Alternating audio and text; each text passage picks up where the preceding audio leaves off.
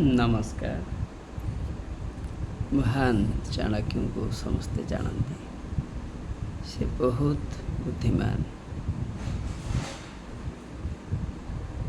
कूटनीति भी सी सुनिपुण, जेमिति बुद्धि सेमती कौशल सब पाखरे थिला।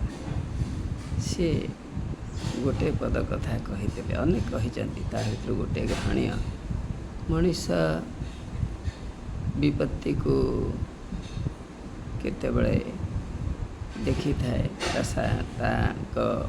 घरे आसी थाए। मनीष घरे विपत्ति आसे, मनीष पाख को विपत्ति आसे, गोष्ठी रे आसे है ना, गाँ पई भी आसे, राज्य पई आसे, देश पई आसे, महादेश पई आसे।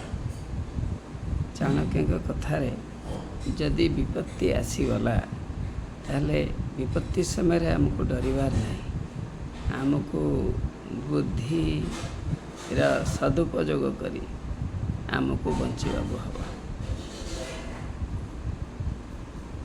केमिति बंचेबा उपाय चिंता करिबा, कौन कले आमे असुविधारे पड़िबा नहीं।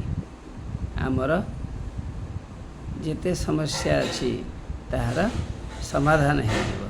तेणु आमे बहु विचारपूर्वक काम करी निजको विपत्ति रक्षा करिबा।